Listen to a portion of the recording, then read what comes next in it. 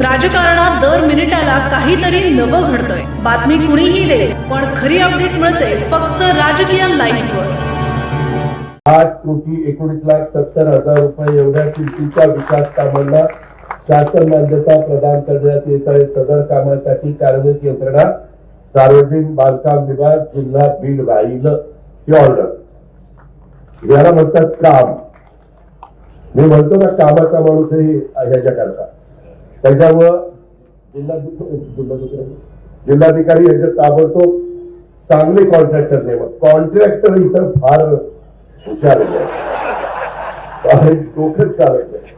आणि आता ही जी काही कामं आहे, मी आपल्याला सगळ्यांना सांगतो, माझी सगळ्यांना विनंती आहे की ह्या कामामध्ये जवळपास आपण 1,363 विकास कामांचं भूमिपूजन त्या ठिकाणी करतोय। 575 कोटी रुपयाचा निधी आपण त्याच्याकरता 25-26 मध्ये देतोय, कारण मार्चला वर्ष संपणार।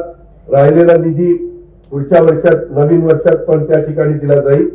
आणि ही सगळी कामं करत असताना त्या कामाचे फोटो काढले पहिले की काम कसं आहे आणि मग नंतर कसं झालं पाहिजे, ते झाल्यावर पण फोटो हे बघितलं जाणार आहे। कॉन्ट्रॅक्टरांना सगळ्यांना अधिकाऱ्यांना मला सांगायचंय, जर काम न काढता कोणी गडबड करण्याचा प्रयत्न केला तर त्याला सोडणार नाही। चक्की पिसिंग हे अजिबात सोडणार नाही। ते 10 लाखाची कामं बंद केलीत, आम्ही 15 लाखाचं ई टेंडरिंग करतोय। का तर बाबा जनतेचा पैसा लोकांना दिसलं पाहिजे। नुसतं आम्ही घसे कोरडे करायचे, भाषण करायचे, कशाने येणे माझ्या मागल्या, तसं नाही चालणार। ही कामं माझ्या 6 विधानसभा मतदारसंघात आमच्या जिल्ह्यात दर्जेदार झाली पाहिजे। त्या एजन्सीला पण इथं सांगा, हे मला डीपीओला, जिल्हाधिकाऱ्यांना, मुख्य कार्य सगळ्यांना सांगायचंय। आणि त्यामध्ये ही कामं केल्यानंतर ग्रामीण भागातल्या शाळा हे जिल्ह्याचं भविष्य आहे। अहो, तिथं मुलांना दर्जेदार शिक्षण दिलं तर ते पुढे त्यांचं भविष्य उज्ज्वल राहणार आहे, तर उद्याचे जबाबदार नागरिक ते घडणार आहेत। त्याकरता आपण 220 शाळांमध्ये वर्ग खोल्यांच्या कामाला मान्यता दिलेली आहे। आणि पुढील 3 वर्षात आमचं टार्गेट आहे, सगळ्या आमदारांनी पण त्याला सपोर्ट केलेला आहे की खासदार आमदारांनी की टप्प्याटप्प्याने स्वच्छतागृह, शाळा दुरुस्तीची कामं त्याच्यात करणार। जिल्ह्यात 12 आदर्श शाळांचं काम देखील आपण सुरू केलेले आहे आणि 343 नवीन अंगणवाड्यांना आपण परवानगी दिलेली आहे आणि याची बांधकामं करण्यात येतील। मागासवर्गीय वस्त्यांच्या मध्ये सुविधा उपलब्ध करून देण्याच्या करता त्या विभागातर्फे आपण 43 कोटी 40 लाख रुपये कामाची अंमलबजावणी त्याच्यात समाविष्ट केलेला आहे।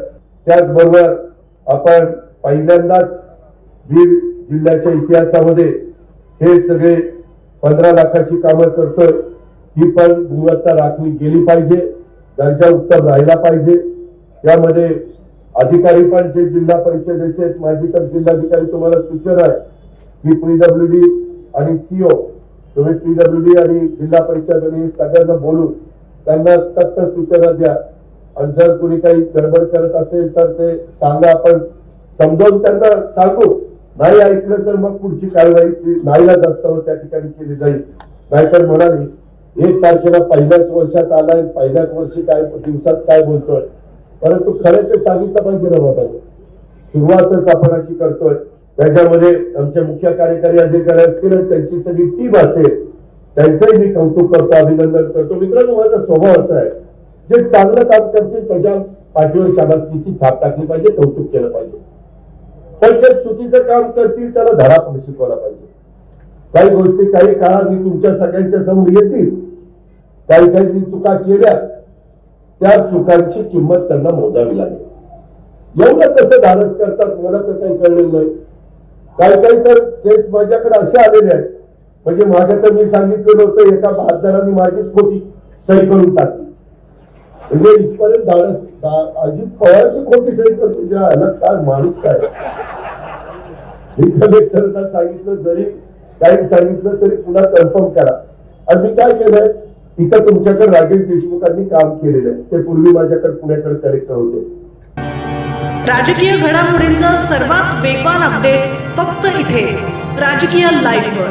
आमच्या YouTube चॅनलला लाईक, शेअर, सबस्क्राईब करा आणि रहा राजकारणाच्या रणभूमीवरील थेट नजरेत.